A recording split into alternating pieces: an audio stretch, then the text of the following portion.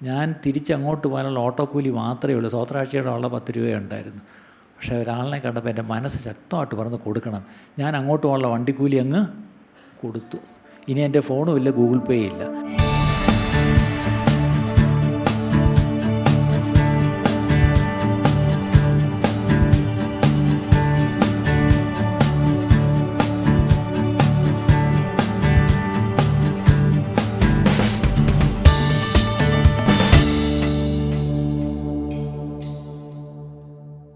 ഒരു വാക്യം നമുക്ക് ആദ്യം വായിക്കാം. എഹെസ്കേൽ 33:31.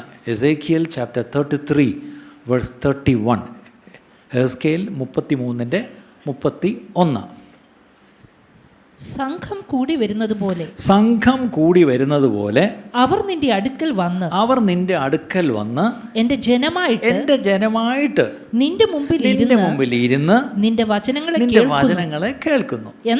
എന്നാൽ അവർ അവയെ ചെയ്യുന്നില്ല. വായ് കൊണ്ട് അവർ വളരെ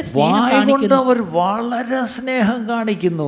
ആരാധിക്കാൻ അങ്ങോട്ട് വായ് തുറന്നാൽ പിന്നെ എന്തോ ഒരു സ്നേഹം. യേശുവേ നീ എൻ്റെ ആരാ, അയ്യോ എന്നൊക്കെ പറഞ്ഞു, ഞാൻ നിന്നെ സ്നേഹിക്കുന്നു എന്നൊക്കെ പറഞ്ഞ്. സത്യം പറഞ്ഞാൽ നമ്മൾ വായ് കൊണ്ട് ഈ പാട്ട് പാടുന്നതും സ്തുതിക്കുന്നതൊക്കെ കേട്ടാൽ കർത്താവ് പോലും വരണ്ടു പോകും. കാര്യം കർത്താവായിട്ട് നേരിട്ട് ബന്ധമൊന്നുമില്ല. പക്ഷെ പറയുന്നത് എന്തൊക്കെയാ? വായ് കൊണ്ട് അവർ വളരെ സ്നേഹം കാണിക്കുന്നു. ശ്രദ്ധിക്കണം, സ്നേഹിക്കുന്നു എന്നല്ല, സ്നേഹം കാണിക്കുന്നു. Showing love and loving are 2 different things അല്ലേ? ഈ ഷോയിങ് ലവ് എന്ന് പറഞ്ഞാൽ അത് അഭിനയമാണ്. ഇന്നത്തെ ഏറ്റവും വലിയ കഷ്ടം, ദൈവസഭയിൽ ഒരുപാട് അഭിനയമുണ്ട് പ്രിയപ്പെട്ടവരെ. ഇതെന്തുകൊണ്ടാണ് ഇങ്ങനെ ചങ്ക് പൊട്ടി പറയുന്നതെന്നറിയാമോ? ഞാൻ ഇതിനകത്ത് കിടന്ന് വളർന്നു വന്നതാണ്. അതുകൊണ്ടാണ് ഞാനിപ്പം ഓർത്തഡോക്സിൽ നിന്നും മർത്തോമയിൽ നിന്നും വന്നതല്ല. ഞാൻ ഈ പറഞ്ഞ പോലെ ഇതിനകത്ത് വളർന്നു വന്നവനായിട്ട് ഈ സത്യം പറഞ്ഞാൽ ഈ അഭിനയങ്ങൾ കണ്ട് മടുത്തു പ്രിയപ്പെട്ടവരെ. അതുകൊണ്ടാണ് നമുക്ക് അഭിനയമൊക്കെ നിർത്തിയിട്ട് ലെറ്റ്സ് ബി ജെനുവിൻ അല്ലേ, ലെറ്റ്സ് ബി ട്രാൻസ്പെറൻറ്റ്. നമുക്ക് ദൈവസന്നിധിയിൽ വന്ന് നമുക്ക് ഈ മറയ്ക്കാനും ഒന്നുമില്ല, ഈ പറഞ്ഞ പോലെ ഒളിക്കാനും ഇല്ല. പകരം നമ്മളായിരിക്കുന്നത് പോലെ ദൈവസന്നിധി വന്ന് നമ്മൾ ദൈവമുഖത്തേക്ക് നോക്കിയാൽ അവൻ നമ്മളെ അനുഗ്രഹിക്കും, അവൻ നമ്മളെ സൗഖ്യമാക്കും, അവൻ നമ്മളെ എടുത്ത് ഉപയോഗിക്കും. അല്ലാതെ ഈ അഭിനയങ്ങൾ, അല്ലെങ്കിൽ വേറൊരു വാക്കി പറഞ്ഞാൽ മുഖം മൂടി വെച്ചുകൊണ്ട് ഒരിക്കലും ദൈവസന്നിധി വരരുത്. നമ്മൾ പലപ്പോഴും മുഖംമൂടി വെച്ച് മനുഷ്യരെ കളിപ്പിക്കാം. പക്ഷേ നമ്മുടെ ഹൃദയങ്ങളിലെ വിചാരങ്ങൾ പോലും അറിയുന്ന കർത്താവിൻ്റെ സന്നിധിയിലാണ് ഈ മുഖംമൂടി ഇട്ടുകൊണ്ട് വന്നതെന്നുള്ളത് ഓർക്കണം അല്ലേ? കർത്താവ് നമ്മുടെ മുഖമല്ല നോക്കുന്നത്, നമ്മുടെ ഹൃദയത്തെയാണ് നോക്കുന്നത്. ഹൃദയങ്ങളെ നല്ലവണ്ണം വിവേചിക്കുന്ന കർത്താവിൻ്റെ മുമ്പിലാണ് നമ്മൾ വന്നിരിക്കുന്നത്. അതുകൊണ്ട് ഈ അഭിനയങ്ങളല്ല വേണ്ടിയത്. സ്നേഹിക്കുന്നു അല്ലെങ്കിൽ സ്നേഹം കാണിക്കുന്നു. അടുത്തത് ഹൃദയമോ ദുരാഗ്രഹത്തെ പിന്തുടരുന്നു. നമ്മൾ സ്നേഹം കാണിക്കും ദൈവത്തോട്, പക്ഷേ ഹൃദയം ദുരാഗ്രഹം എന്ന് പറഞ്ഞാൽ എൻ്റെ അർത്ഥം എൻ്റെ ഹൃദയത്തിലിരിക്കുന്ന ആഗ്രഹങ്ങളൊക്കെ വേറെയാണ്. എൻ്റെ ഹൃദയം ഞാൻ ദൂരത്ത് വെച്ചിട്ട് ആധരം കൊണ്ട് ഞാൻ കർത്താവിനോട് അടുത്തു വന്ന് നിൽക്കുന്നു. ഹൃദയം കൊണ്ടാണ് നമ്മൾ ഈ പറഞ്ഞ പോലെ ദൈവത്തെ സ്നേഹിക്കേണ്ടത്. ആ ഹൃദയത്തിൽ നിന്നുള്ള സ്നേഹം അത് വായിലൂടെയൊക്കെ വന്നെന്നിരിക്കും സ്തുതി സ്തോത്രമായിട്ട്. പക്ഷെ പലപ്പോഴും ഹൃദയം എവിടെയോ വെച്ചിട്ട് ഹൃദയത്തിലെ ചിന്തയും ആഗ്രഹവും മറ്റൊന്നായിരിക്കെ തന്നെ നമുക്കൊരുപാട് സ്നേഹം കാണിക്കാൻ പറ്റും. ഇന്ന് നമ്മുടെ സ്നേഹം കാണിക്കൽ ഇന്ന് നിർത്തണം പ്രിയപ്പെട്ടവരെ. എന്നിട്ട് ഇന്ന് മുതൽ സ്നേഹിച്ച് തുടങ്ങണം. ഇന്ന് വളരെ തിരുത്തലുകൾ ദൈവം നമുക്ക് സഭയിൽ തരും. ഞാനിങ്ങനെയൊന്നും കട്ടിക്ക് പറയുന്നില്ല ചില കാര്യങ്ങൾ, പക്ഷെ നിവൃത്തി കെട്ടിട്ടാണ് ഞാൻ പറയുന്നത്. കാര്യം ഒരു ഓളത്തിലങ്ങ് പോകാൻ എളുപ്പമാണ് പ്രിയപ്പെട്ട. ഞാൻ ഒത്തിരി ഓളം കണ്ടവനാണ്, അതുകൊണ്ടാണ് ഞാൻ വീണ്ടും വീണ്ടും പറയുന്നത്. ഇന്ന് കേട്ടതുപോലെ എവിടെങ്കിലും വെച്ച് ദൈവം നമ്മളെ ഒന്ന് പിടിച്ച് നമുക്ക് ഒരു ഉളുക്കോ അല്ലെങ്കിൽ ഒരു മാറ്റം, നമ്മുടെ നടപ്പിനൊരു മുടന്തുള്ളതും നല്ലതാണ്. കാര്യം നമ്മളൊന്ന് സൂക്ഷിച്ച് നടക്കൂ അല്ലേ? നമ്മൾ വളരെ മുമ്പാകെ നമ്മളൊരു സൂക്ഷ്മതയോടെ നടക്കണമെങ്കിൽ എവിടെങ്കിലും വെച്ച് ദൈവം ഒന്ന് ക്ലിപ്പിടുന്നത് നല്ലത് തന്നെയാണ്. അത് എത്രയും നേരത്തെ ക്ലിപ്പിട്ടാൽ അത്രയും നല്ലത് അല്ലേ? ഇന്ന് നമ്മൾ പലരും ഈ യാക്കോബിനെ പോലെ ഓടുന്നുണ്ടായിരിക്കും, പക്ഷേ ദൈവത്തിൻ്റെ സ്നേഹമാണ് എവിടെങ്കിലും വെച്ച് നമ്മളെ ദൈവം ഒന്ന് പിടിക്കുന്നത്.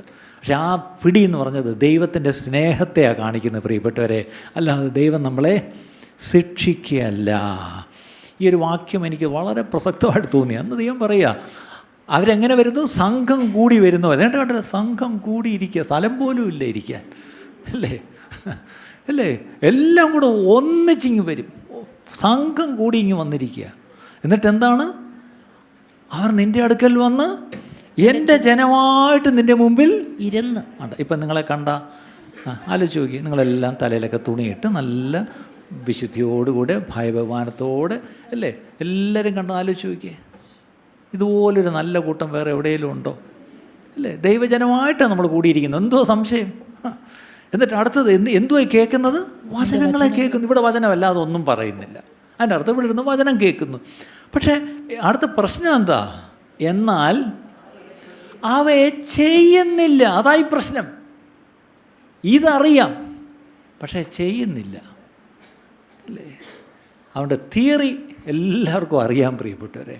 കാലം നോക്കിയാൽ നിങ്ങൾ ഇതിനോടകം ഉപദേഷ്ടാക്കന്മാരാകേണ്ട കാലം കഴിഞ്ഞെന്ന് പറഞ്ഞ പോലെ ഇവിടെ ഇരിക്കുന്നവർ ഒരു 6 മാസം നിങ്ങൾ വന്ന് അത്യാവശ്യം വചനം നിങ്ങൾ നന്നായിട്ട് പഠിക്കും. അപ്പം പിന്നെ 10ഉം 20ഉം 29 വർഷമായി ചർച്ച തുടങ്ങിയിട്ട്.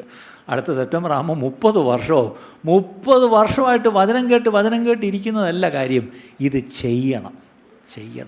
അല്ല, എന്നെക്കൊണ്ട് ആകുന്നതൊക്കെ ചെയ്യും, അങ്ങനെ ആകുന്നതല്ല. അത് മുഴുവൻ ചെയ്യാൻ ദൈവം നമുക്ക് കൃപ തരും. നമ്മളെക്കൊണ്ട് ചെയ്യാൻ കഴിയാത്ത ഒന്നും കർത്താവ് നമ്മോട് ചെയ്യാൻ പറയത്തില്ല പ്രിയപ്പെട്ടവരെ. ഇനി ചെയ്യാൻ നമ്മോട് പറഞ്ഞാൽ അത് ചെയ്യാനുള്ള കൃപയും കൂടെ ദൈവം തരും.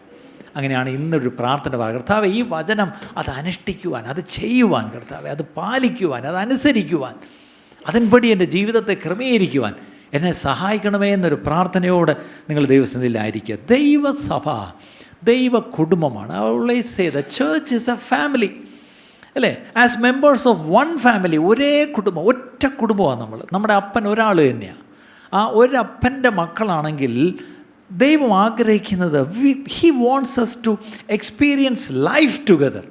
നമ്മൾ ഈ പറഞ്ഞില്ല, ഞാൻ കഴിഞ്ഞ ആഴ്ച ഈ ആഴ്ച കല്യാണം കഴിക്കാൻ പോകുന്ന ജോയലിനും സൂസനും ഒരു പ്രീ മാരിറ്റൽ കൗൺസിലിംഗ് കൊടുക്കുമായിരുന്നു. അപ്പം ഞാൻ ആദ്യം ചോദിക്കുന്നൊരു ചോദ്യമുണ്ട്, അത് പറയുന്നത് ശരിയല്ല. ഈ പ്രീ മാരിറ്റൽ ഞാൻ ഈ പെണ്ണും ചെറുക്കനും വരും ആദ്യം ചോദിക്കുന്നൊരു ചോദ്യമുണ്ട്. നിങ്ങൾ പറഞ്ഞു കൊടുക്കല്ലേ ഇനി കല്യാണം കഴിക്കാൻ പോകുന്നവർക്ക്, why do you want to get married? മോനെ നീ എന്തിനാണ് കല്യാണം കഴിക്കുന്നത്? മോളെ നീ എന്തിനാണ് കല്യാണം കഴിക്കുക? ഇതാണ് ആദ്യം ചോദിക്കുന്ന ചോദ്യം. ഇപ്പം പിടി കിട്ടി. ഇനിയിപ്പം നിങ്ങൾ എന്തെങ്കിലും കൗൺസിലിങ്ങിന് കല്യാണ സമയത്ത് വരുമ്പം അറിയാം അങ്കിളിത് ചോദിക്കും, അതുകൊണ്ട് ഉത്തരം ഇപ്പോഴേ. അപ്പം സാധാരണ പലതരത്തിലുള്ള ഉത്തരങ്ങൾ പറയും. അങ്കിളെ എനിക്ക് 32 വയസ്സായി, എൻ്റെ കസിൻസ് എല്ലാം കെട്ടി, ഇങ്ങനെ പിന്നെ ഒരിക്കലൊരു അപ്പം പറഞ്ഞ എന്താണ്, അവൻ ഇച്ചിരി വട്ടുണ്ട്, കെട്ടുമ്പോൾ അങ്ങ് ശരിയായിക്കോളും. കല്യാണം കഴിക്കാനുള്ള കാരണങ്ങളാണ്. കെട്ടിക്കഴിയുമ്പം വട്ട് പോകുന്നു അല്ലേ? കെട്ടിക്കഴിയുമ്പോൾ വട്ട് പോകുന്നു. കെട്ടി എത്ര പേരുണ്ട്? വട്ട് പോകാനല്ല കെട്ടുന്ന കേട്ടോ. അപ്പം ഇൻട്രസ്റ്റിംഗ്, എൻ്റെ ഇത്രയും നാളത്തെ എൻ്റെ ശുശ്രൂഷ അനുഭവത്തിൽ നിന്ന് ഈ ചോദ്യത്തിന് കിട്ടിയ ഉത്തരങ്ങൾ മാത്രം കമ്പൈൽ ചെയ്ത ഒരു കൊച്ചു പുസ്തകം ഇറക്കാൻ വേണമെങ്കിൽ പല ഇൻട്രസ്റ്റിംഗ് ഉത്തരങ്ങളൊക്കെ കിട്ടിയിട്ടുണ്ട്. പക്ഷേ പൊതുവേ നമ്മുടെ പിള്ളേർ മിടുക്കരെ, അവർ നന്നായിട്ട് ഉത്തരം പറയും അല്ലേ? അപ്പോൾ അതിനകത്ത് ഈ കുട്ടികൾ പറഞ്ഞൊരു ഉത്തരം ഞാൻ ഓർക്കുന്നുണ്ട്. ആ പ്രത്യേകിച്ച് എന്താണ്, I want to experience life with my partner. എൻ്റെ ജീവിത പങ്കാളിയുമായിട്ട് ചേർന്ന് ഞങ്ങൾക്കൊരു കുടുംബജീവിതം കെട്ടിപ്പടുത്ത് ജീവിക്കണം. That's good. കാരണം ദൈവം അതിനു വേണ്ടിയാണ് വിവാഹം വെച്ചിരിക്കുന്നത് അല്ലേ?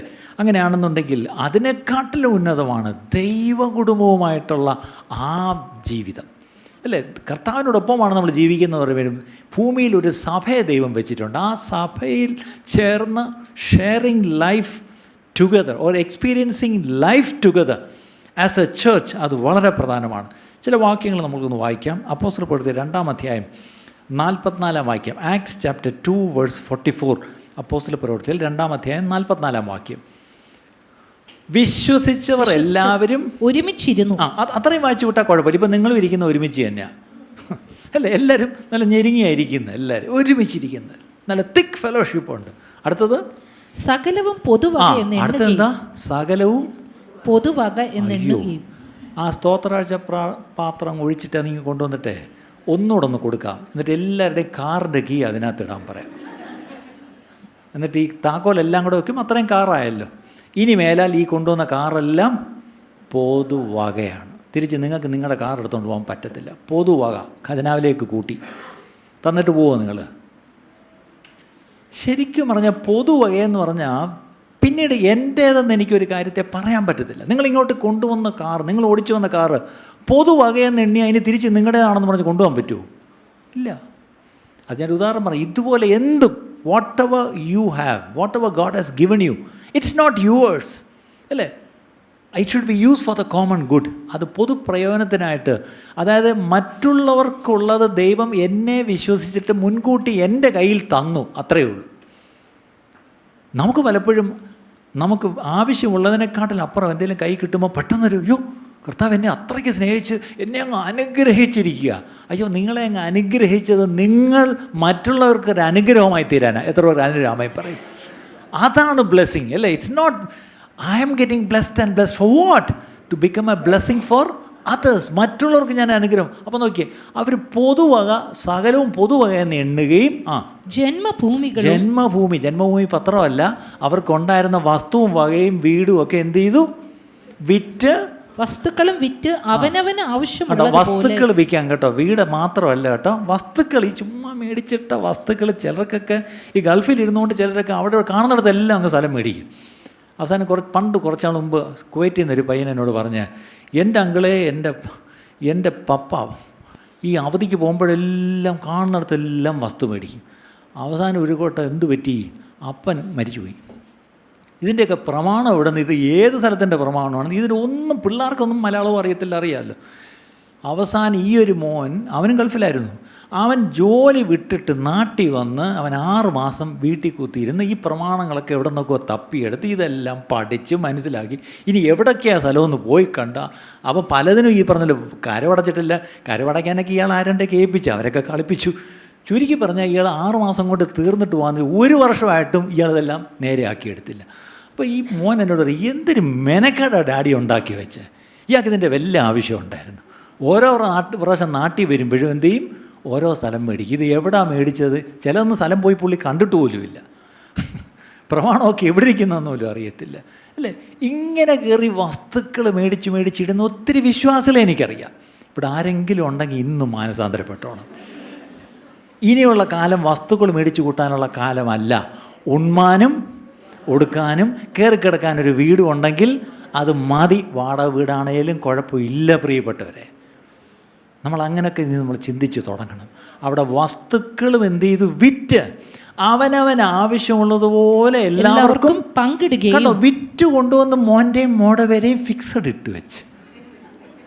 മോൻ LKGയിലും മോള് 2ാം ക്ലാസ്സിലുമാണ് പഠിക്കുന്നത്. ഇപ്പോഴേ കൊണ്ട് എന്ത് ചെയ്തു? ഫിക്സഡ് ഇട്ട് വെച്ചു.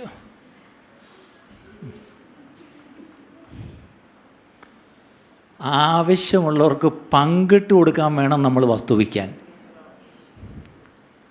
അടുത്തത് അടുത്തത് നേരത്തെ ഒരുമിച്ചിരുന്നു എന്ന് പറഞ്ഞു. ഈ ഒരുമിച്ചിരുന്നിട്ട് ഇതും കൂടെ ചെയ്യുമ്പോഴാണ് ഒരു ഒരുമനം വരുന്നത്. ഇത് നമുക്ക് അടുത്തടുത്ത് ഇരുന്നിട്ട് ഒരു ഒരുമനവും ഇല്ല. കാര്യം എന്താ? ഇതുവരെ മറ്റേത് ചെയ്തില്ല അല്ലേ? എനിക്കുള്ളത് എനിക്ക് വേണ്ടി മാത്രമല്ല ദൈവം തന്നത്, അത് അർഹിക്കുന്നവർക്കും കൂടെ കൊടുക്കാനാണ് ദൈവം എൻ്റെ കയ്യിൽ തന്നത്. ഇത് ദൈവസഭ ചെയ്ത് തുടങ്ങുമ്പോഴാണ് നമ്മൾ യഥാർത്ഥ ദൈവകുടുംബമായി മാറുന്നത്. എന്നിട്ട് അവരെന്ത് ചെയ്തു? അവർ ദൈവാലയത്തിൽ കൂടി വരികയും വീട്ടിൽ അപ്പം നുറുക്കിക്കൊണ്ട് ഉല്ലാസവും ഹൃദയപരമാർത്ഥതയും പൂണ്ട് ഭക്ഷണം കഴിക്കുകയും. ഇത് ആവശ്യത്തിലിരിക്കുന്നവർക്ക് ഞാൻ കൂട്ടായ്മ കാണിച്ചിട്ട് വീട്ടിൽ ചെന്ന് ഭക്ഷണം കഴിക്കുമ്പം ആ ഭക്ഷണത്തിൻ്റെ രുചിയും അതിൻ്റെ തൃപ്തിയും ഒന്ന് വേറെയാണ്. കാര്യം മനസ്സിലായോ?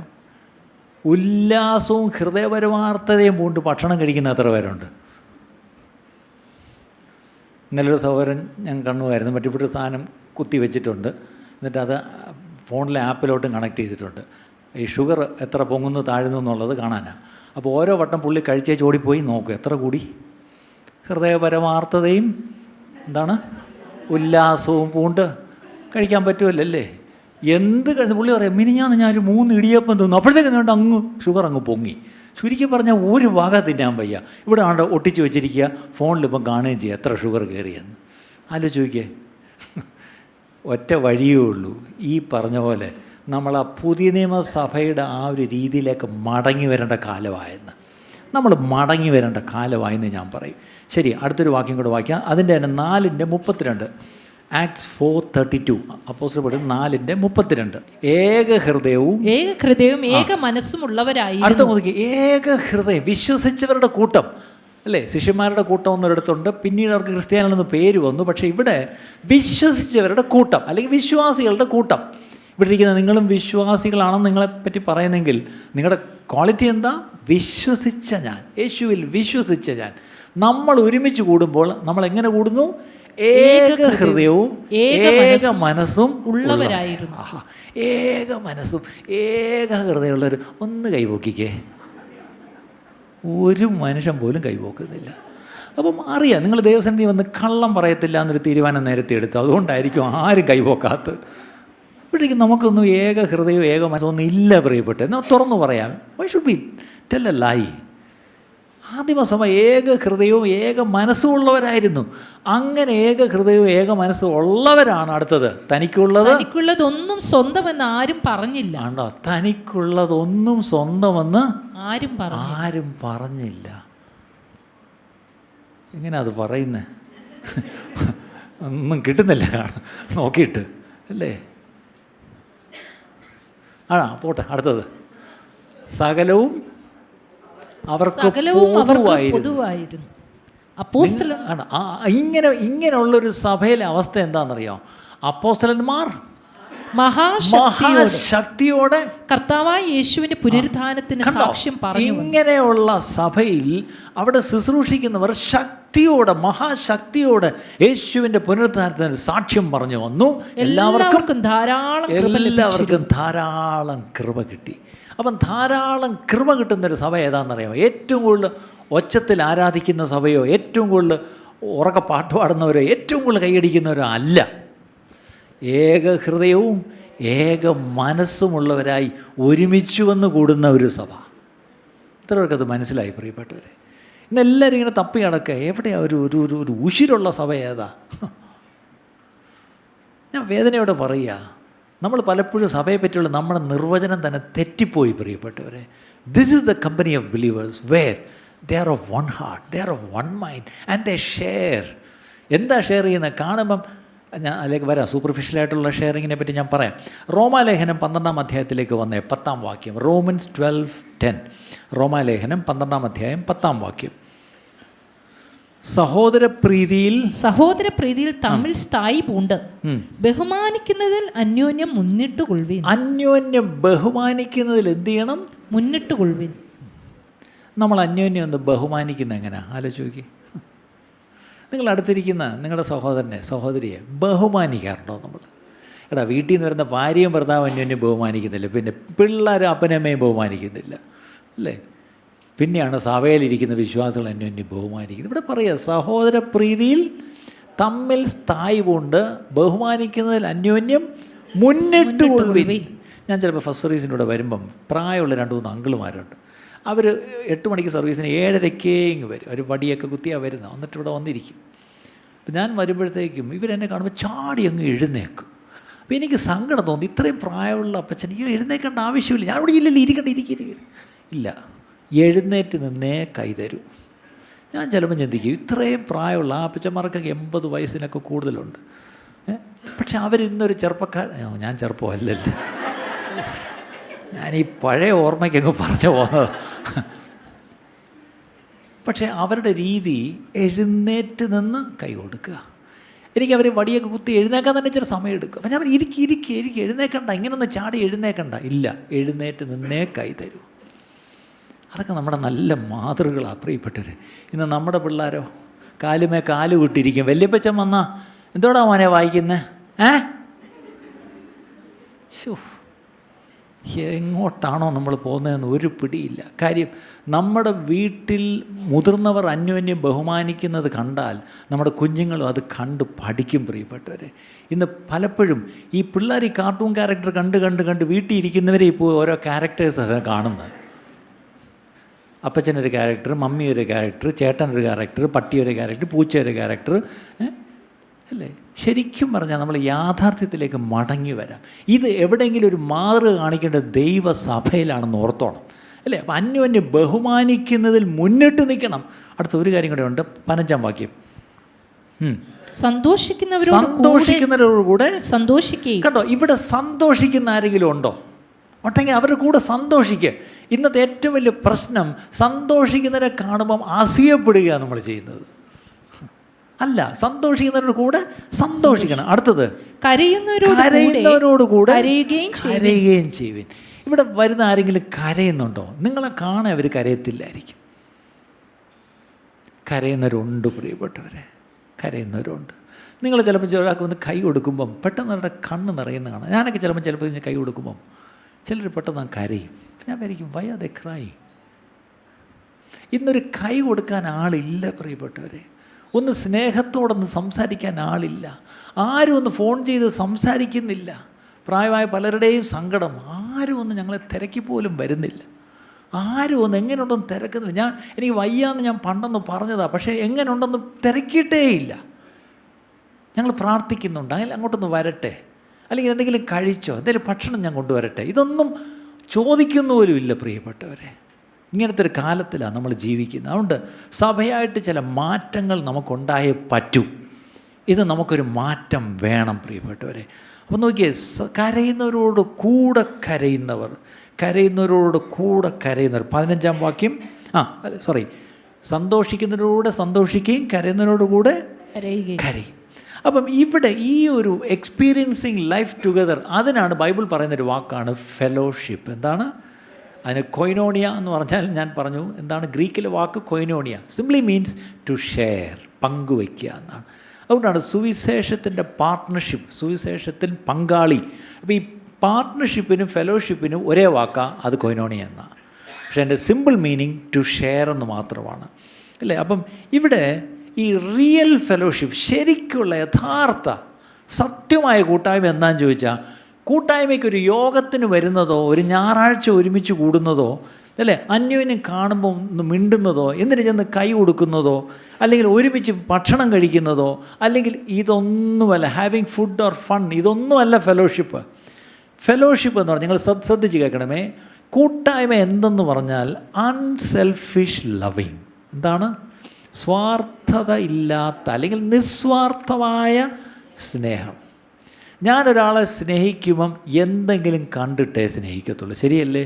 മനുഷ്യരായ നമ്മളുടെ പ്രശ്നം അല്ലേ? ഒരാളോട് സ്നേഹം കാണിക്കുന്നെങ്കിൽ എന്തെങ്കിലും ഒന്ന് കണ്ടിട്ടാണ് സ്നേഹിക്കുന്നത്. മിനിമം കാണുന്നത് എന്താ?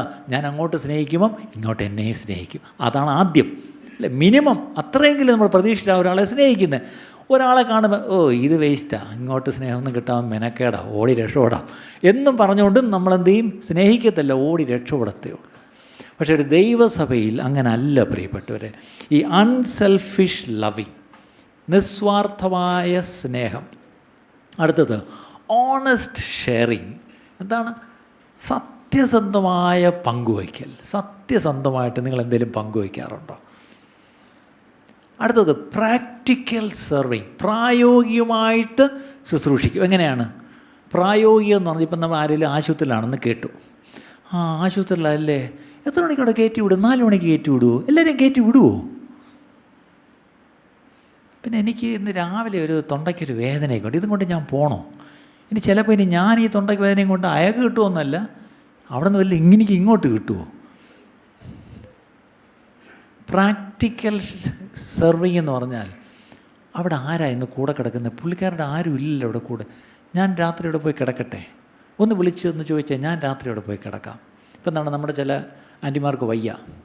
ഇപ്പം നമ്മുടെ ജെയിംസ് കോശി ബ്രദർ, രാത്രി നിങ്ങൾ ശ്രദ്ധിക്കുന്നുണ്ടോയെന്ന് അറിയത്തില്ല, ഓരോ കുടുംബം രാത്രി അവിടെ പോയി അവരുടെ കൂടെ രാവാർക്കുന്നു. രാത്രി ഒരു കപ്പിൾ പോയി അവിടെ കിടക്കുന്നു, ഓരോരുത്തർ മാറി മാറി കിടക്കുന്നു, അല്ലേ? അത് ആവശ്യമാണ്. ആ സമയത്ത്, ഈ സമയത്ത് ആ കുടുംബത്തിന് അത് ആവശ്യമാണ്.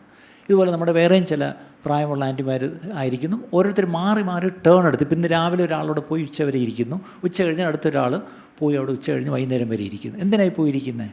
That's practical serving. അതേസമയത്ത് എല്ലാവർക്കും വേണമെങ്കിൽ പിന്നെ എന്തുകൊണ്ട് വിശേഷം, അങ്ങനെ സുഖമായിരിക്കുന്നോ, പ്രാർത്ഥിക്കുന്നുണ്ട്, ഇത്രയും വേണേലും ചെയ്യും. അതും ഒരു സെർവിങ്, ഒരു സർവീസാണെന്നാണ് നിങ്ങൾ ചിന്തിക്കുന്നത്. ആ സർവീസിൽ വലിയ കഥയില്ല പ്രിയപ്പെട്ടവരെ.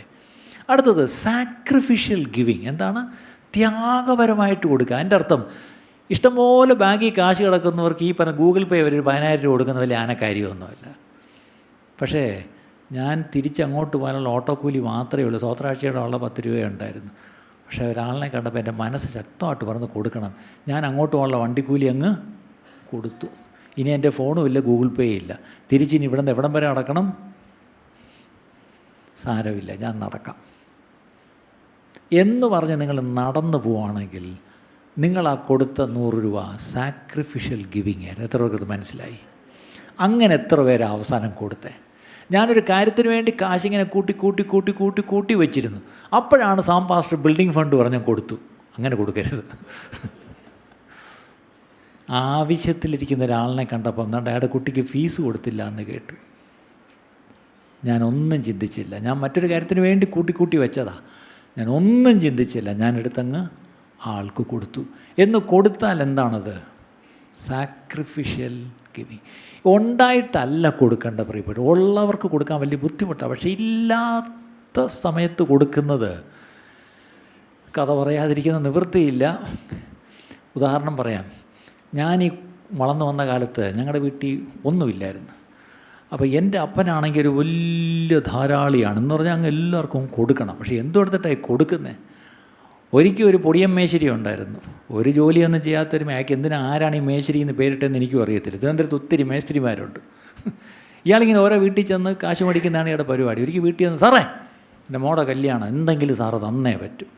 സാറ് നോക്കിയപ്പോൾ ഒന്നുമില്ല. സാറേ ഈ കല്യാണം ഈ ആഴ്ച, സാറ് ഇനി ഞാൻ അങ്ങോട്ട് വരത്തില്ല, ഞാൻ അത് കല്യാണം കഴിഞ്ഞേ, സാർ എന്തെങ്കിലും തന്നേ പറ്റൂ.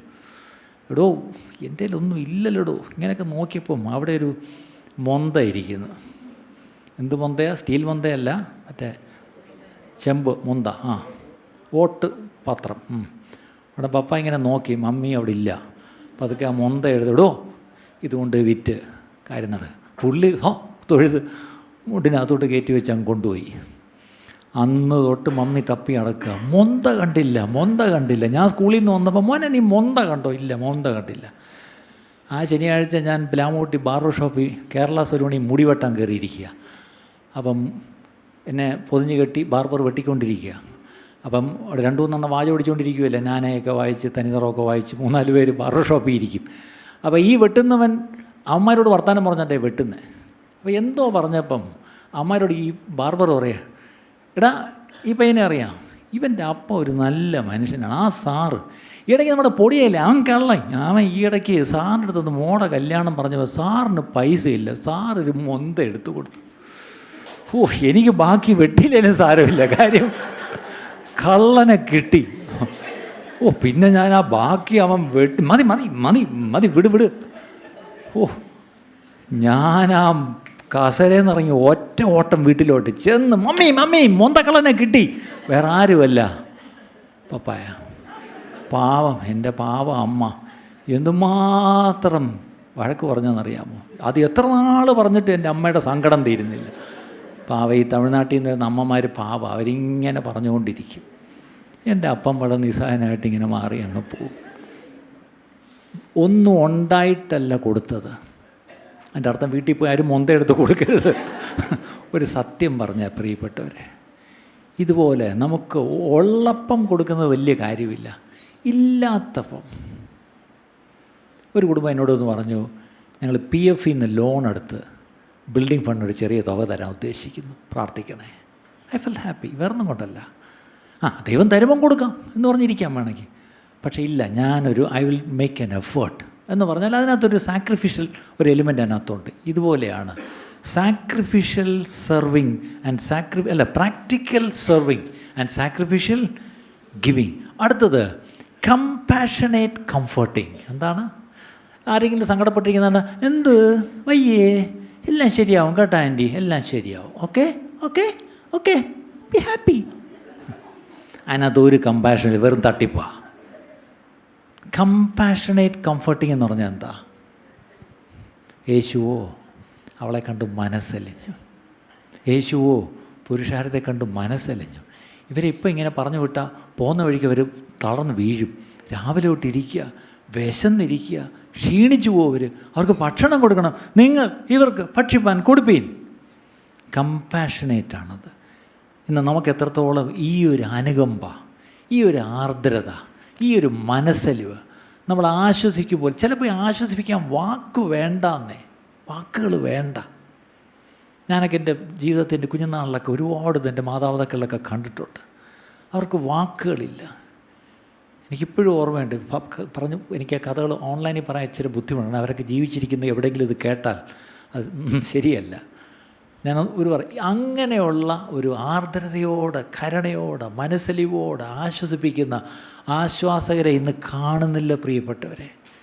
ഇന്ന് ഈ ആശ്വസിപ്പിക്കുന്നവർ എങ്ങനെയാണെന്നറിയാമോ? ഇയ്യോബിന് കുറേ സ്നേഹിതരുണ്ടായിരുന്നു. ഇയ്യോബിൻ്റെ ഈ കഷ്ടം കേട്ടിട്ട് എന്ത് ചെയ്തു? ഇവർ ദൂരത്തുനിന്ന് വന്നു. ഇവർ വന്ന് ഈ കഷ്ടം കണ്ടിട്ട് അവർ എഴുതിയിട്ടുണ്ട്, എത്ര ദിവസം അവർ മിണ്ടാതിരുന്നു. ആദ്യത്തെ 7 ദിവസം മിണ്ടിയില്ല, കാരണം അത്രയ്ക്ക് ഈ മനുഷ്യൻ കഷ്ടത്തിലാണ്. ശരിക്കും ആ കഷ്ടം കണ്ടിട്ട് അവർക്ക് വാ തുറക്കാൻ കഴിയാതിരുന്നു. അവസാനം വാ തുറന്നപ്പോൾ ഇവന്മാരെന്താ പറഞ്ഞതെന്നറിയാം?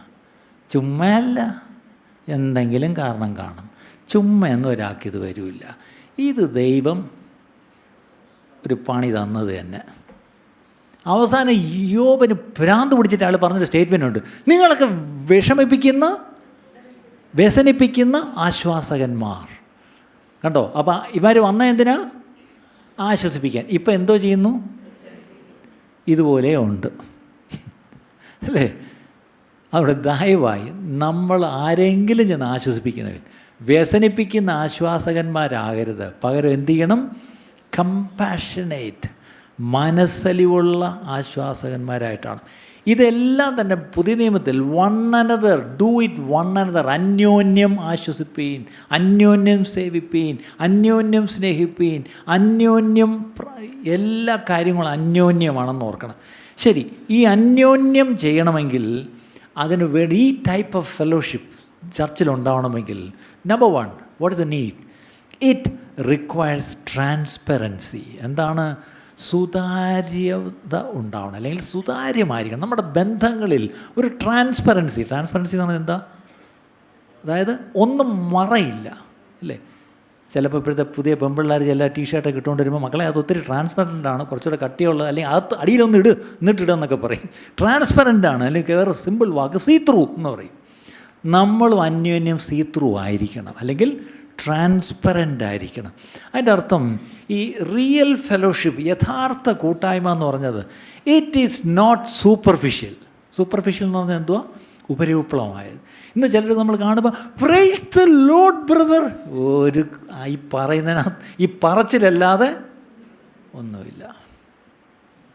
ഇന്ന് നമ്മുടെ ഈ സൂപ്പർഫിഷ്യൽ ഫെലോഷിപ്പാണ് നമ്മളിന്ന് ചർച്ചകളിൽ കാണുന്നത്. അടുത്തത് സർഫസ് ലെവൽ കോൺവെർസേഷൻസ്. അതായത് ചുമ്മാ ആരെ കണ്ടാലും ഹൗ ആർ യു, അത് ഈ സായിപ്പിൻ്റെ നാട്ടിൽ ചെന്നാലും ഉണ്ട്. ആരെ വഴി പോകുന്ന നടന്ന് ലിഫ്റ്റ് കണ്ടാലും അല്ലെങ്കിൽ ടാക്സി കയറിയാലും ആരും കണ്ടാൽ ഹായ് ഹൗ ആർ യു. ഈ ഹൗ ആർ യു അതങ്ങനെ ഹായ് എന്ന് പറയുന്നതിൻ്റെ കൂട്ടത്തിൽ പോകണം ഹൗ ആർ യു. അതിനൊക്കെ നമ്മൾ മറുപടി പോലും പറയത്തില്ല, കാര്യം ആരെ ചുമ്മാ ചോദിച്ചാൽ അവരുടെ രീതിയാണ്.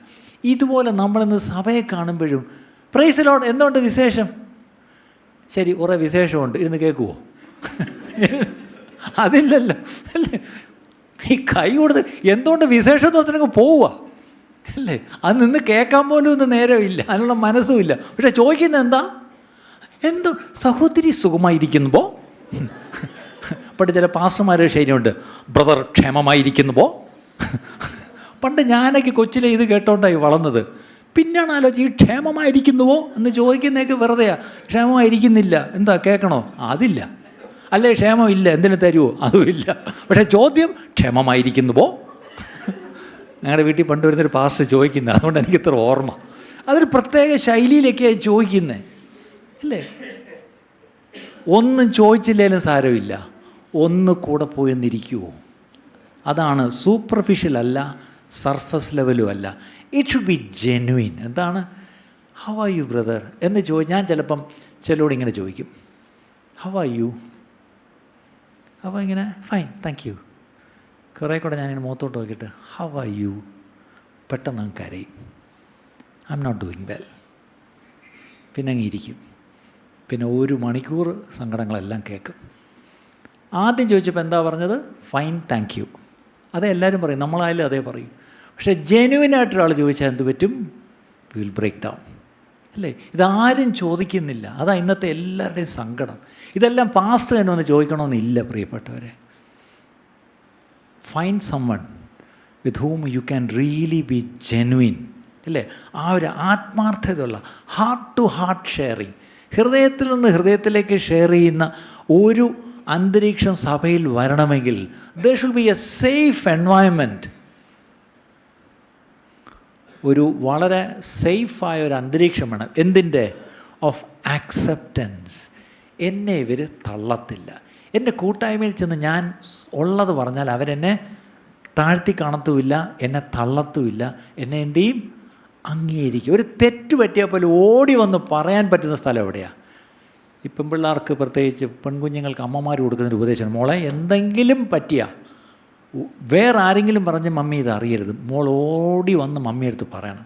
നല്ലൊരു ഉപദേശമാണ് അത്, ശരിയാണ്, ദാറ്റ്സ് ഗുഡ് അല്ലേ? കുട്ടികളോട് നമ്മൾ പറഞ്ഞു കൊടുക്കാൻ നല്ല ഉപദേശമാണ്. അങ്ങനെയെങ്കിൽ ഒരു പ്രശ്നം ഉണ്ടായാൽ ഓടി വന്ന് ദൈവസന്നിധിയിൽ പറയാൻ നമ്മൾ പറയാം, അത് ഇറ്റ്സ് ഗുഡ്, അത് തന്നെയാണ് ചെയ്യേണ്ടത്. പക്ഷേ ദൈവസന്നിധിയിൽ മാത്രമല്ല, അതാരോടെങ്കിലും ഒന്ന് തുറന്ന് പറയാനും അല്ലേ, ഒന്ന് പ്രാർത്ഥിക്കാനും, ഒന്ന് ഈ പറഞ്ഞാൽ ഒരു ബുദ്ധി, ഒരു പക്ഷേ ഒരു ആലോചന, അല്ലെങ്കിൽ ഒരു ജ്ഞാനം, അല്ലെങ്കിൽ ഒരു അഡ്വൈസ് വേണമായിരിക്കും. അത് ആരോടാണ് ചോദിക്കേണ്ടത്? ഇന്ന് ഏറ്റവും സങ്കടമെന്ന് പറയാം, ഇങ്ങനെയുള്ള കാര്യങ്ങൾക്കെല്ലാം ജാതികളുടെ അടുത്ത് ചെന്ന്, അല്ലെങ്കിൽ ഈ പറഞ്ഞ ദൈവമക്കളുടെ അടുത്തല്ല വരുന്നത്. അവർക്ക് ദൈവമക്കളെക്കാട്ടിലും ദൈവസഭയെക്കാട്ടിലും വിശ്വാസം.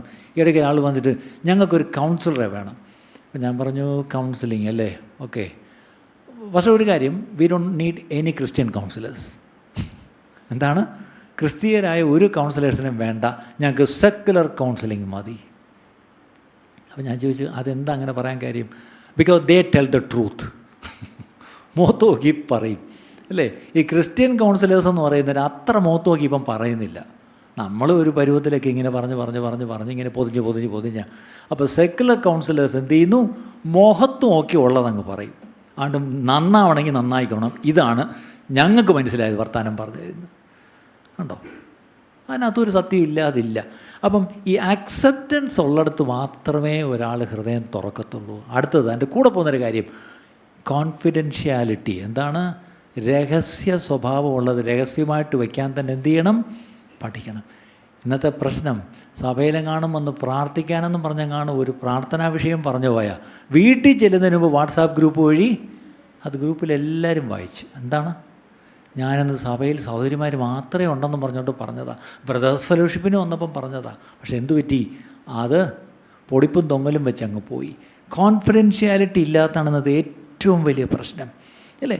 അങ്ങനെ ഒരു അന്തരീക്ഷത്തിൽ, അങ്ങനെ ഒരു സേഫർ എൻവയൺമെൻറ്റ് ഉണ്ടെങ്കിൽ അവിടെ സംഭവിക്കുന്നൊരു കാര്യമുണ്ട്. എന്താണെന്നറിയാം? People will get honest about who they are and what's happening truly in their lifes. തങ്ങൾ ആരാണെന്നും തങ്ങളുടെ ജീവിതത്തിൽ എന്താണ് സംഭവിക്കുന്നതെന്നും തുറന്നവരങ്ങ് പറയും. കഴിഞ്ഞ ദിവസം ഒരു പ്രാർത്ഥനയിൽ ഈ പ്രിയ സഹോദരൻ വന്ന് തൻ്റെ സാക്ഷ്യം പറഞ്ഞു. കുറേ സമയമെടുത്ത് അവൻ്റെ സാക്ഷ്യം പറഞ്ഞു. ആ സാക്ഷ്യം കേട്ട് എല്ലാവരും, പലരുടെയും കണ്ണ് നിറഞ്ഞ് കരയാൻ തുടങ്ങി. എന്നോടത് കഴിഞ്ഞിട്ട് പലരും പറഞ്ഞു, ആ സഹോദരൻ അത്ര തുറന്ന് എങ്ങനെ സംസാരിക്കാൻ അവന് പറ്റി? എന്തുകൊണ്ടാണ് ആ സഹോദരൻ തുറന്ന് സംസാരിച്ചത്? He found that meeting as a safe environment where he can be himself, where he can open up അല്ലേ? ഹൃദയം തുറന്ന് സംസാരിക്കാനും തന്നെ വെളിപ്പെടുത്താനും തൻ്റെ അവസ്ഥ എന്താണെന്ന് തുറന്നു പറയാനും ഒരു മടിയും നാണം കൂടാതെ അവന് തുറന്നു പറയാൻ ഒരു ധൈര്യം കർത്താവ് കൊടുത്തു. ഇന്ന് പല സഭകളിലും അങ്ങനെ തുറന്നു പറയാൻ പറ്റുന്നില്ല പ്രിയപ്പെട്ടവരെ. അതുകൊണ്ട് എന്താ, നമ്മുടെ കോൺവെർസേഷൻസ് വെറും സൂപ്പർഫിഷ്യൽ ആൻഡ് സർഫസ് ലെവൽ, വെറും ഉപരിപ്ലവമായ സംസാരങ്ങളാണ് നമ്മൾ ഈ സംസാരിക്കുന്നത് അല്ലേ? അങ്ങനെ നമ്മൾ ഷെയർ ചെയ്യുമ്പം ദേ റിവീൽ ദെയർ ഹേർട്ട്സ്. എന്താണ്? അവർക്ക് ഉണ്ടായിട്ടുള്ള വേദനകളും മുറിവുകളും എന്ത് ചെയ്യും? അവർ തുറക്കും. ഇന്ന് നമ്മുടെ കാണുമ്പോൾ ആരെയും ഹൃദയം തുറന്ന് വേദന ഇങ്ങോട്ട് പുറത്തോട്ടെടുത്താൽ, മുറിവ് ഇങ്ങോട്ട് പുറത്തോട്ടെടുത്താൽ, മുറിവാണല്ലേ നോക്കട്ട് എന്ന് പറഞ്ഞിട്ട് ഇച്ചിരി മുളവെടുത്ത് തേച്ചങ്ങ് വിട്ടേക്കും, പിന്നെ നീറിക്കൊണ്ട് പോയിക്കോളും. അവർ ഈ മുറിവിടുന്ന് തുറന്ന് കാണിച്ച് എന്തിനാണെന്നറിയോ?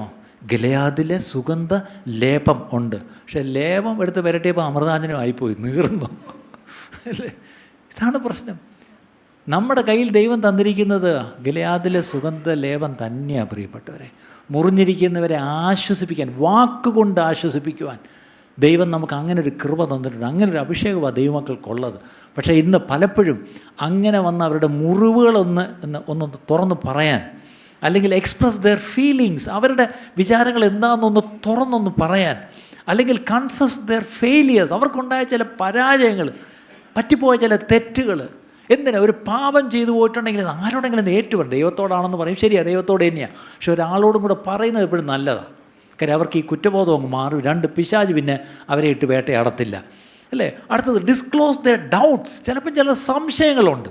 ഇത് ആരോടാ ഒന്ന് പറയുന്നത്, ചോദിക്കുന്നത്? അങ്ങനെ ചോദിക്കാൻ ഇപ്പോൾ എല്ലാത്തിലും കയറി AI ഗൂഗിളിൽ ചോദിക്കാൻ പറ്റുമോ ചോദ്യങ്ങൾ? അല്ലേ? എല്ലാം ഒന്നും AI ഉത്തരം പറയത്തില്ല. ശരിക്കും പറഞ്ഞാൽ ദൈവസഭയിൽ ദൈവമക്കളോട് നമ്മുടെ സംശയങ്ങളൊന്ന് ചോദിക്കാൻ. അടുത്തത് അഡ്മിറ്റ് ദെയർ ഫിയേഴ്സ്. ഞാൻ ഈ രോഗികളായിട്ടൊക്കെ പലപ്പോഴും ഈ ടെർമിനലിയിൽ സിക്കായിട്ടിരിക്കുന്ന ചിലയിടത്തൊക്കെ അവസാന കാലങ്ങളിലൊക്കെ ഞാൻ അവരോട് ചെന്ന് ഇടപെടാറുണ്ട്. ഇപ്പോഴേ ഉള്ളൂ, ഞാൻ ഒത്തിരി അങ്ങനെ ചെയ്യുന്നില്ല. പണ്ടൊക്കെ ഒരു കാലത്ത് സ്ഥിരമായിരുന്നു. അപ്പോൾ ഈ മരണത്തോടൊക്കെ അടുക്കുമ്പം പലരും ദേ ഹാവ് സർട്ടൺ ഫിയേഴ്സ്. എന്നോട് ചിലർ വളരെ രഹസ്യമായിട്ട് ചില കാര്യങ്ങൾ പറഞ്ഞിട്ടുണ്ട്. ഞാനതൊരിക്കലും തുറന്ന് പറയത്തില്ല. ഞാൻ എനിക്ക് ബ്രദറിനോടൊന്ന് സംസാരിക്കണം. അങ്ങനെ ഒറ്റയ്ക്ക് പോയി മറ്റുള്ളവരെല്ലാം പുറത്താക്കി കതവ് അടച്ച് പറഞ്ഞപ്പോൾ എനിക്ക് പുറത്ത് പറയാൻ പറ്റാത്തതുകൊണ്ട് ഞാൻ പറയാം, ഒരിക്കലും പ്രതീക്ഷിക്കാത്ത ചില അവരുടെ ഉള്ളിലുള്ള ഭയങ്ങൾ അവർ തുറന്ന് പറഞ്ഞിട്ടുണ്ട്.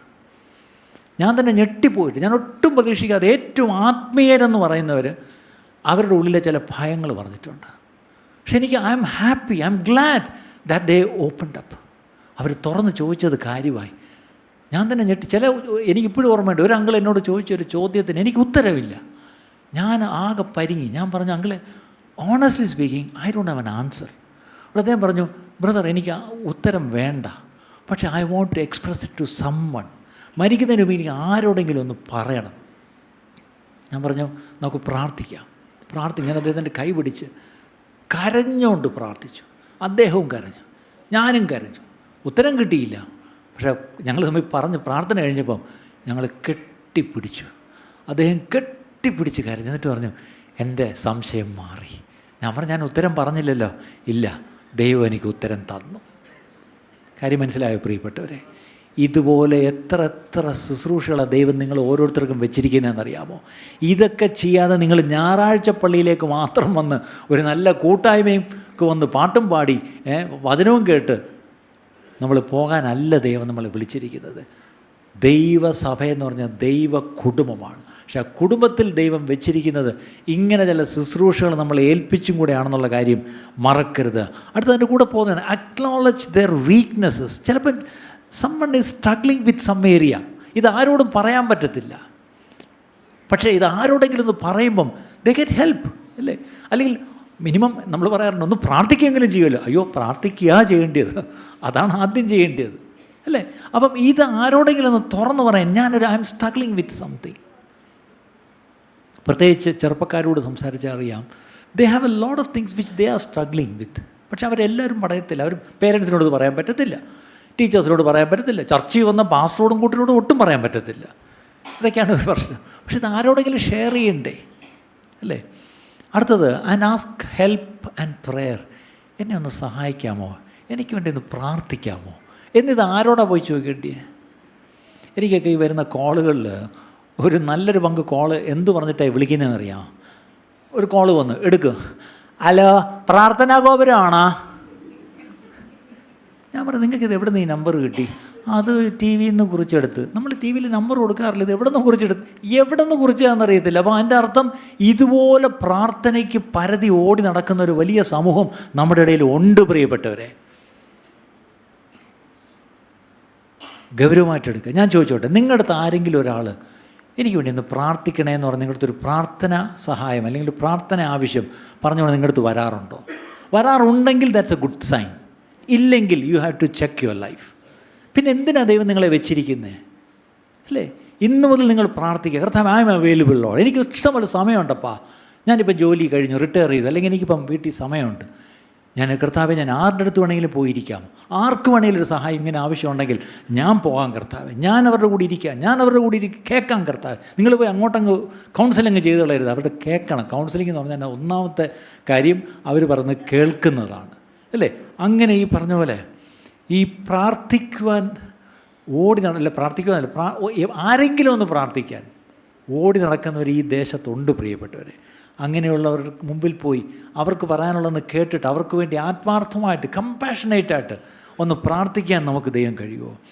അങ്ങനെ നമുക്ക് ഒരു ഓപ്പൺനെസ് ഉണ്ടെങ്കിൽ that it self will bring healing, അല്ലേ? ഒന്ന് തുറന്ന് പറഞ്ഞു കഴിയുമ്പം തന്നെ ഒരു വലിയ സൗഖ്യം നമുക്ക് കിട്ടും. ഒന്ന് തുറന്ന് പറഞ്ഞു കഴിയുമ്പം നമുക്ക് തമ്മിലൊരു വലിയ ഇൻറ്റിമസി ഉണ്ടാവും. മാത്രമല്ല അവർക്ക് വേണ്ടി നമ്മൾ പ്രാർത്ഥിച്ച് അയക്കുമ്പം അവർക്ക് കർത്താവിനോടും എന്തെയും ഒരു ഇൻറ്റിമസി ഉണ്ട്, ഒരടുപ്പം തോന്നും. യാക്കോബിൻ്റെ ലേഖനം 5-ാം അധ്യായം 16-ാം വാക്യം, ജെയിംസ് 5:16. എന്നാൽ നിങ്ങൾക്ക് രോഗശാന്തി വരേണ്ടതിന് തമ്മിൽ പാപങ്ങളെ ഏറ്റുപറഞ്ഞ് ഒരുവന് വേണ്ടി ഒരുവൻ പ്രാർത്ഥിപ്പിൻ. നീതിമാന്റെ ശ്രദ്ധയോടുകൂടിയ പ്രാർത്ഥന വളരെ ഫലിക്കുന്നു. കണ്ടോ? അവ രോഗശാന്തി വരണമെങ്കിൽ എന്ത് ചെയ്യണം? എങ്ങനെ പ്രാർത്ഥിക്കണം? തമ്മിൽ പാപങ്ങൾ ഏറ്റുപറഞ്ഞ് പ്രാർത്ഥിക്കണം. തമ്മിൽ പാപങ്ങൾ ഏറ്റുപറഞ്ഞ് ഒരുവന് വേണ്ടി ഒരുവൻ പാപങ്ങൾ ഏറ്റുപറഞ്ഞ് പ്രാർത്ഥിക്കണം. ഈ കുമ്പസരിക്കുന്നത് തെറ്റാണോ എന്ന് ചിലർ ചോദിക്കാറുണ്ട്. ബൈബിൾ പ്രകാരം കുമ്പസരിക്കുന്നത് തെറ്റല്ല, ഈ വാക്യപ്രകാരം കുമ്പസരിക്കണമെന്നാണ്. പക്ഷെ ഒറ്റ പ്രശ്നം, നിങ്ങൾ പട്ടക്കാരനോട് പോയി കുമ്പസരിച്ച് ആ പട്ടക്കാരൻ തിരിച്ചും കുമ്പസരിക്കണം, എങ്കിൽ പിന്നെ കുഴപ്പമില്ല. പക്ഷെ ഇതങ്ങനല്ലല്ലോ, അല്ലേ? പാപങ്ങൾ മോചിക്കാനുള്ള അധികാരം നമുക്ക് ആർക്കും തന്നിട്ടില്ല, കർത്താവ് മാത്രമേ പാപം മോചിക്കത്തുള്ളൂ. പക്ഷേ അന്യോന്യം പോയി ഈ പറഞ്ഞ പോലെ പ്രാർത്ഥിക്കുന്നത് നല്ലത്, ഏറ്റുപറഞ്ഞ് പ്രാർത്ഥിക്കുന്നത് പ്രത്യേകിച്ച് നല്ലതാണ്, അല്ലേ? പാപങ്ങളെ ഏറ്റുപറഞ്ഞ് ഒരുവന് വേണ്ടി ഒരുവൻ പ്രാർത്ഥിക്കണം. When was the last time you have done this? ഒരാളോട് പോയി പ്രാർത്ഥിക്കാനാണ് ചെന്നത്, പക്ഷേ കാര്യങ്ങൾ കുറച്ചു നേരം കേട്ടപ്പം നമുക്ക് പ്രാർത്ഥിക്കാം. പക്ഷേ അതിന് മുമ്പായിട്ട് ഈ പറഞ്ഞ കുറ്റം എൻ്റെ ജീവിതത്തിലുമുണ്ട്. ഞാനിപ്പം ബ്രദർ പറഞ്ഞപ്പോഴാണ് ഞാനത് ശ്രദ്ധിച്ചു. എൻ്റെ ജീവിതത്തിൽ ഞാൻ ഇതേ സ്ട്രഗിളിൽ കൂടെ പോകുന്നുണ്ട്. ലെറ്റ് മീ പ്രേ ഫസ്റ്റ്. ആദ്യം ഞാൻ പ്രാർത്ഥിക്കുക, അത് ഏറ്റുപറഞ്ഞ് ഞാൻ ആദ്യം പ്രാർത്ഥിക്കുക എന്ന് പറഞ്ഞിട്ട് അടുത്ത ആൾക്ക് വേണ്ടി പ്രാർത്ഥിച്ചേ, അവിടെ ഒരു വ്യത്യാസം ഉണ്ടാവും പ്രിയപ്പെട്ടവർ, അവിടെ ഒരു വ്യത്യാസം ഉണ്ടാവും. 1 യോഹന്നാൻ 1:7 വായിച്ചാട്ട്. 1 John 1:7. 1 യോഹന്നാൻ 1:7. അവൻ വെളിച്ചത്തിൽ ഇരിക്കുന്നത് പോലെ നാം വെളിച്ചത്തിൽ നടക്കുന്നുവെങ്കിൽ നമുക്ക് തമ്മിൽ കൂട്ടായ്മയുണ്ട്. അവന്റെ പുത്രനായ യേശുവിന്റെ രക്തം സകല പാപവും പോക്കി നമ്മെ ശുദ്ധീകരിക്കുന്നു. ആർക്കാ കൂട്ടായ്മ ഉള്ളത്? വെളിച്ചത്തിൽ നടക്കുന്നുവെങ്കിൽ. വെളിച്ചത്തിൽ നടക്കുക എന്ന് പറഞ്ഞാൽ എന്താ? ഞാൻ ആദ്യം പറഞ്ഞ വാക്ക് ട്രാൻസ്പെറൻസി. വെളിച്ചമുള്ളിടത്ത് പിന്നെ ഒളിക്കാനൊന്നും ഇല്ല. ഇരുട്ടുള്ളിടത്ത് എപ്പോഴും ഒരു മറയുണ്ട്. ആ മറയിൽ എപ്പോഴും എന്തുണ്ട്? ഒരു രഹസ്യ സ്വഭാവമുണ്ട്, അല്ലേ? പക്ഷേ വെളിച്ചം വന്നു കഴിഞ്ഞാൽ പിന്നെ ഒന്നും അവിടെ ഒളിച്ചിരിക്കുന്നില്ല, മറയൊന്നുമില്ല. മറ നീക്കി പുറത്തു വന്നു. ഇന്ന് നമ്മുടെ കൂട്ടായ്മയിലും ഈ മറ വേണ്ട പ്രിയപ്പെട്ടവരെ. അന്യോന്യമുള്ള നമ്മുടെ ബന്ധങ്ങളിലും ഈ മറ വേണ്ട. B open, be honest, B transparent. പക്ഷേ ഇത് ചെയ്യണമെങ്കിൽ അതിന് വേണ്ടുന്നൊരു കാര്യമാണ്. എന്താണെന്നറിയാമോ? It requires humility. എന്ത് വേണം? താഴ്മ വേണം. താഴ്മ. ഈ താഴ്മയുടെ എതിർപദം എന്താ? നിഗളം, പ്രൈഡ്, അല്ലേ? ഈ പ്രൈഡ്, നിഗളം ഉണ്ടെങ്കിൽ എന്താ സംഭവിക്കുന്നത്? Pride always build walls between people. എന്താണ്? എനിക്കൊരു അഹങ്കാരം ഉണ്ടെങ്കിൽ, എൻ്റെ അടുത്ത് വരുന്ന സഹോദരനും അഹങ്കാരം ഉണ്ടെങ്കിൽ, എൻ്റെ അഹങ്കാരവും സഹോദരൻ്റെ അഹങ്കാരം കൂടെ ചേർന്നപ്പോൾ നമ്മൾ രണ്ടുപേരും ഇടയ്ക്ക് എന്ത് പണിഞ്ഞു? ഒരു മതിലങ്ങ് പണിഞ്ഞു. പിന്നെ പ്രൈസിലോട് പറയണമെങ്കിൽ മതിലിൻ്റെ മണ്ടേക്കൂടെ പ്രൈസിലോട് ബ്രദറെ. കാര്യം ഞാനൊരു അഹങ്കാരിയാണ്, വന്ന പാർട്ടിയും മോശമല്ല, രണ്ടുപേരും അഹങ്കാരികളാണ്. അപ്പോൾ ഞങ്ങൾ തമ്മിലുള്ള കൂട്ടായ്മയിൽ ഞങ്ങളുടെ നടുക്കൊരു മതിൽ പണിഞ്ഞു. ആരാ പണിഞ്ഞത്? സാത്താനല്ല, എൻ്റെ അഹങ്കാരവും. അതേസമയത്ത് ഹ്യൂമിലിറ്റി ബിൽഡ് ബ്രിഡ്ജസ്. ഞാൻ താഴ്മയുള്ള ആളാണെങ്കിൽ നടുക്ക് മതിലില്ലാന്ന് മാത്രമല്ല, ഒരു പാലം അങ്ങോട്ട് പണിഞ്ഞു. അതിൻ്റെ അർത്ഥം എന്താ? അങ്ങോട്ടും ഇങ്ങോട്ടും സഹായിക്കാനും കൊടുക്കാനും വാങ്ങിക്കാനും ഒക്കെ ഒരു പാലമായി. ഇന്നത്തെ കൂട്ടായ്മകളിൽ അത് കൂട്ടായ്മയെ നശിപ്പിക്കുന്ന ഏറ്റവും വലിയ പ്രശ്നം എന്താണെന്നറിയാം? What kills this fellowship? An arrogant spirit. എന്താണ് അറഗൻ്റ് എന്ന് പറഞ്ഞാൽ? എന്തോ മലയാളത്തിൽ അറഗൻ്റ് എന്ന് പറഞ്ഞാൽ ഒരു എന്തെങ്കിലും ഉറക്കം വിളിച്ച് പറഞ്ഞ arrogant. Yes, an arrogant spirit. ഒരു സംഗതി എല്ലാവർക്കും മനസ്സിലായി, പക്ഷേ പറഞ്ഞു പിടിപ്പിക്കാൻ അറിയത്തില്ല. നമ്മളാണത് പലപ്പോഴും. അരഗൻ്റ് അർത്ഥം അറിയത്തില്ല, വേണേൽ കാണിച്ചു തരാം. അതാണ് സത്യം, അല്ലേ? ധാർഷ്ട്യം, ധിക്കാരം. ധിക്കാരം. ഒരു ധിക്കാരമുള്ള ഒരു, നമ്മൾ ചിലരെ കണ്ട് പറയും അവനൊരു ധിക്കാരിയാണ്, കണ്ടപ്പോഴേ എനിക്ക് തോന്നി അവനൊരു അതാ. ഈ ധിക്കാരിയാണെങ്കിൽ ഉള്ള പ്രശ്നം എന്താണെന്നറിയാമോ? ഒരിക്കലും നമുക്ക് ആരുമായിട്ടൊരു കൂട്ടായ്മ പറ്റത്തില്ല. ആരും നമ്മുടെ അടുത്തൊരു കൂട്ടായ്മയ്ക്ക് വരത്തുമില്ല. നമ്മുടെ കൂട്ടായ്മയിൽ അവർക്കൊരു ആശ്വാസവും കിട്ടത്തില്ല. കാരണം എന്താ? എനിക്കൊരു ധിക്കാരം എനിക്കുണ്ട്, അറഗൻറ്റ് സ്പിരിറ്റ്. അടുത്തത് അതിൻ്റെ കൂടെ പോകുന്നതാണ് എ സുപ്പീരിയർ ആറ്റിറ്റ്യൂഡ്. എന്താണ്? ഒരു ഉന്നത മനോഭാവം. ആരാണ്? ചിലരുണ്ട് ഇങ്ങനെ നിൽക്കും. എന്താ പ്രശ്നം? ഇങ്ങനെ ചോദിച്ചു കഴിഞ്ഞാൽ അയ്യോ ഒരു പ്രശ്നവുമില്ല അല്ലേ? ഇതാണ് നമ്മുടെ പ്രശ്നം അല്ലേ? ഒരു സുപ്പീരിയർ ആറ്റിറ്റ്യൂഡും കൊണ്ട് അതിനാണ് ഉന്നത ഭാവം എന്ന് പറയുന്നത് അല്ലേ? ഒരു ഉന്നത ഭാവവും കൊണ്ട് വന്ന ആരും നമ്മോട് ഒരിക്കലും അടുക്കത്തില്ല. അതുകൊണ്ടാണ് വേദപുസ്തകം 1 പത്രോസ് 5:5 അവണ്ണ ഇളയവരെ മൂപ്പന്മാർക്ക് കീഴടങ്ങുവിൻ, എല്ലാവരും തമ്മിൽ താഴ്മ ധരിച്ചു കൊള്ളുവിൻ. കണ്ടോ, 1 another ഒരു കൽപ്പനയാണ്. തമ്മിൽ എന്തോ ധരിക്കണം? താഴ്മ. എന്നിട്ട് എന്ത് ചെയ്യണം? ദൈവം നിഗളികളോട് എതിർത്ത് നിൽക്കുന്നു, താഴ്മയുള്ളവർക്കോ കൃപ നൽകും. അപ്പോൾ അന്യോന്യം നമ്മൾ ധരിക്കേണ്ട ഒരു സംഗതിയാണ് എന്താണ്? താഴ്മ. ഒന്ന് താഴ്മ ധരിച്ചെന്ന് കാണിക്കാമോ? ഇത് കഴിഞ്ഞ് നമ്മൾ ഭക്ഷണം കഴിക്കാൻ മുകളിലോട്ട് പോകുമ്പം ആ താഴ്മയൊന്ന് കാണട്ടെ. ആ പ്ലേറ്റ് എടുക്കുന്നിടത്ത് എടുക്ക്, ഇല്ല ഞാൻ എടുത്ത് തരട്ടെ. അയ്യോ ഇന്ന് ഭയങ്കര താഴ്മയായിരിക്കും കേട്ടോ. ഈ വചനം കേട്ട് ചൂട് പോകുന്നവർ മുഴുത്ത മനസാന്തരം. പണ്ടൊക്കെ 3 മാസമായിരുന്നു, ഇപ്പം 3 മണിക്കൂർ പോലും നിൽക്കുന്നില്ല.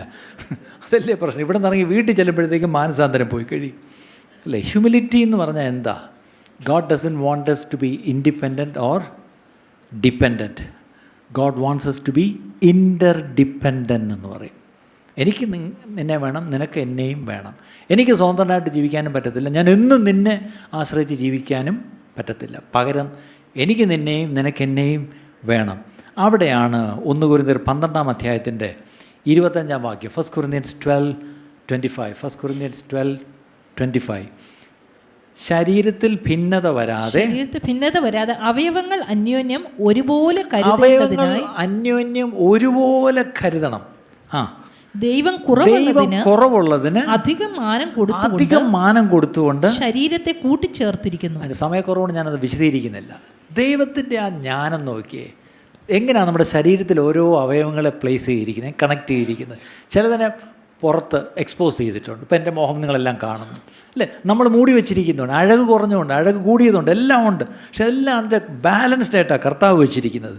അതുകൊണ്ട് 2 കൊരിന്ത്യർ ഇതേ പത്രോസ് അടുത്ത ലേഖനം എഴുതുമ്പോൾ 2 കൊരിന്ത്യർ 8:14-12 വായിച്ചേ. 2 കൊരിന്ത്യർ 8:14-15 സമത്വം ഉണ്ടാകുവാൻ തക്കവണ്ണം അവരുടെ സുഭിക്ഷം. ഇപ്പം ചിലർക്കങ്ങ് അബണ്ടൻസ് ആണെങ്കിൽ നിങ്ങളുടെ ദുർഭിക്ഷത്തിന് ഉതകേണ്ടതിന് ഇക്കാലം നിങ്ങൾക്കുള്ള സുഭിക്ഷം അവരുടെ ദുർഭിക്ഷത്തിന് ഒന്നും മനസ്സിലായില്ല. കുറേ മാത്രം കേട്ടു അല്ലേ? ആ വാക്യം വല്ലതും മനസ്സിലായോ? മലയാളത്തിൽ എന്നൊരു വാക്യം നല്ലവണ്ണം ചേർത്തിട്ടുണ്ട് അല്ലേ? അല്ലേ? ക്ഷ ചേർത്ത് പാട്ടെഴുതിയ ഒരു ദേവദാസനെ എനിക്കറിയാം. എൻ്റെ പിതാവിന് നല്ല സ്നേഹിതൻ. അക്ഷയരായി തീരും. അത് ആ പാട്ട് ഏതാ? അതിൻ്റെ ആ ചരണം മാത്രം എടുത്താൽ സർവാംഗ സുന്ദരൻ അക്ഷയനാൽ രക്ഷകനെ എത്രയും ക്ഷണത്തിൽ നമ്മെ അക്ഷയരാക്കി. കണ്ടോ, അദ്ദേഹം പോയത് നന്നായി. ആ പാട്ടിൻ്റെ ബ്യൂട്ടി, ആ കവിതയുടെ ഭംഗിയുണ്ടോ? ആ ഒറ്റ ചരണത്തിൽ എത്ര ഉണ്ടെന്ന് വീട്ടിൽ പോയി എണ്ണി നോക്കിയോ കേട്ടോ. അല്ല, ഞാൻ പറഞ്ഞു ഇവിടെ ഈ വാക്യത്തിലും എന്താണ്? നിങ്ങളുടെ സുഭിക്ഷം അവരുടെ ദുർഭിക്ഷത്തിന് ഉതകേണ്ടതിന് ഇക്കാലം നിങ്ങൾക്കുള്ള സുഭിക്ഷം അവരുടെ ദുർഭിക്ഷത്തിന് ഇംഗ്ലീഷിലൊന്നും ഇട്ടേ മനസ്സിലാവട്ടെ ആദ്യം. ഇപ്പോൾ ഇത്ര നേരം ഇക്ഷ മാത്രമേ മനസ്സിലായുള്ളൂ. ആ വാക്യം നമ്മളായിട്ട് മൂക്കിട്ട് ഇക്ഷ വരപ്പിക്കുക. അതിൻ്റെ സിമ്പിൾ മീനിങ് ഇത്രയേ ഉള്ളൂ. If you okay your abundance at this present time for their want and their abundance also may become a supply for your want so that they may be equality. ഇത് തന്നെയാണ് കമ്മ്യൂണിസ്റ്റുകാരും പറഞ്ഞു തുടങ്ങിയത് അല്ലേ? നമുക്ക് അന്യോന്യം ഒരാൾക്ക് അധികമുണ്ടെങ്കിൽ അത് ഇല്ലാത്ത ഒരാൾക്ക് കൊടുക്കാൻ വേണ്ടി എൻ്റെ കയ്യിൽ കൂടുതൽ തന്നെന്ന് മാത്രമേ ഉള്ളൂ. അപ്പം ഇവിടെയാണ് ശരിക്കും അത് ഷെയറിങ് എന്നുള്ള വാക്ക് വന്നത്. എൻ്റെ വാക്കുകൾ ഞാൻ ഇവിടെ നിർത്തുക. കാര്യം ഞാൻ പറയാൻ വന്നതിൻ്റെ ഒരു ഒരു പ്രിഫേസ് അല്ലെങ്കിൽ വേറെ വാക്കി പറഞ്ഞാൽ ഭരണഘടനയുടെ ആദ്യത്തെ കാര്യത്തിന് എന്താ പറയുന്നത്? പ്രിയാമ്പിൾ മാത്രമേ ആയുള്ളൂ. ഇനി മൊത്തം ഭരണഘടന നടക്കുന്നേ ഉള്ളൂ. അത് കർത്താവ് അനുവദിച്ച് നമുക്ക് നോക്കാം. അപ്പോൾ ഇതിൽ നമ്മൾ എന്ത് മനസ്സിലായി? ഇന്നിപ്പോൾ ആ കൂടി പോയി ഇന്ന് പാസ്റ്ററുടെ പ്രസംഗത്തിൽ എന്തോ നിങ്ങൾക്ക് മനസ്സിലായി? മൊന്ത മനസ്സിലായി. അതെ, ദയവ് ചെയ്ത് മൊന്ത എവിടെ വിട്ടേച്ച് പോകണം. ബാക്കി ഇന്ന് കേട്ട ദൈവവചനം ഉള്ളിലെടുത്തുകൊണ്ട് പോകണം. എന്താണ്? കർത്താവ് നമ്മളെ ഒരു കുടുംബമായി വിളിച്ചിരിക്കുന്നുവെങ്കിൽ, ആ കുടുംബത്തിൽ നമ്മളെ ആക്കിയിരിക്കുന്നുവെങ്കിൽ, ആ കുടുംബത്തിലെ അംഗമായിട്ടാണ് ഞാൻ പെരുമാറേണ്ടത്. എൻ്റെ behaviour, my attitude and my being in the family, അല്ലേ? God has put us in a family to experience family. അങ്ങനെയെങ്കിൽ ദൈവസഭ ഒരു കുടുംബമാണ്. ഇന്നത്തെ ഈ സന്ദേശം നിങ്ങൾക്ക് അനുഗ്രഹമായി തീർന്നു എന്ന് ഞങ്ങൾ ആത്മാർത്ഥമായി വിശ്വസിക്കുന്നു. ഇതുപോലെയുള്ള അനുഗ്രഹിക്കപ്പെട്ട സന്ദേശങ്ങൾ തുടർന്നും കേൾക്കുവാൻ ദയവായി ഞങ്ങളുടെ ഈ ചാനൽ നിങ്ങൾ സബ്സ്ക്രൈബ് ചെയ്യുക. അതിലൂടെ നമ്മുടെ രക്ഷിതാവും കർത്താവും വീണ്ടെടുപ്പുകാരനുമായ യേശു കർത്താവുമായിട്ടുള്ള ദൃഢമായ ബന്ധത്തിൽ വളരുവാൻ അത് കാരണമായി തീരട്ടെ എന്ന് ഞങ്ങൾ പ്രാർത്ഥിക്കുന്നു. മറക്കാതെ ഇപ്പോൾ തന്നെ സബ്സ്ക്രൈബ് ചെയ്യൂ. ദൈവം നിങ്ങളെ അനുഗ്രഹിക്കുമാറാകട്ടെ.